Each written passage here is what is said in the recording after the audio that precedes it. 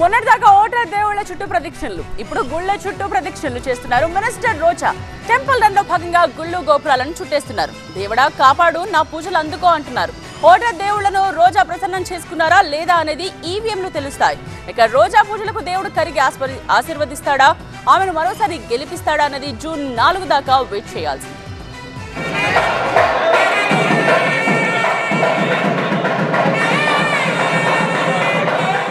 రోజు పొద్దున్న లేస్తే గుడిలోనే కనబడుతున్నారు. పూజలతో బిజీగా గడుపుతున్నారు. ఓటర్ దేవుళ్లతో పని అయిపోయింది కాబట్టి రియల్ దేవుళ్లను నమ్ముకున్నట్లున్నారు మంత్రి గారు. ఇదిగో చిలకమ్మా, నా జాతకం చెప్పమ్మా, నా కార్డు సంగతి ఏంటమ్మా, ఈసారి గెలుస్తానా అని రోజా అడిగి మరీ చిలక జోస్యం చెప్పించుకున్నారు.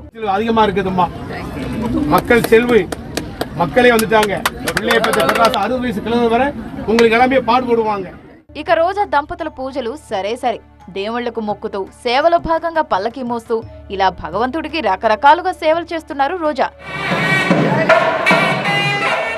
రోజా తల మీద అమ్మవారి త్రిశూలం పెట్టి ఆశీర్వదించిన ఆడపూజారులు గెలుస్తావు పో అంటున్నారు.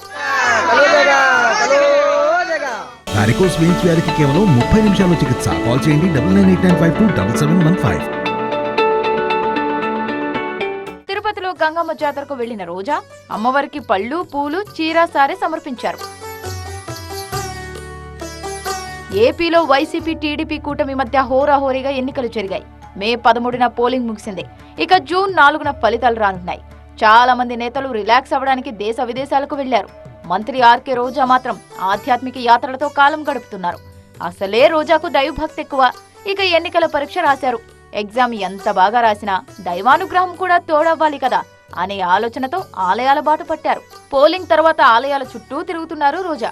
నగరి అసెంబ్లీ స్థానం నుంచి వరుసగా 3వ సారి గెలిపే లక్ష్యంగా వైసీపీ అభ్యర్థిగా బరిలో దిగిన రోజా నామినేషన్ కు ముందు అరకు సమీపంలోని దక్షిణామూర్తి ఆలయం, తమిళనాడులోని కంచి కామాక్షి అమ్మవారిని, తిరుత్తణి సుబ్రహ్మణ్య స్వామి ఆలయాలను సందర్శించారు.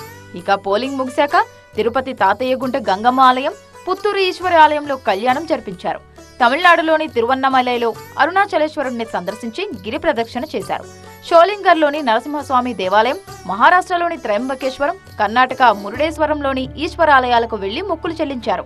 ఓటర్ దేవుళ్లు రోజాను అనుగ్రహించారో లేదో జూన్ 4న తెలుస్తుంది. ఇక రియల్ దేవుళ్లు తమ భక్తురాల్ని గెలిపిస్తారో లేదో చూడాలి.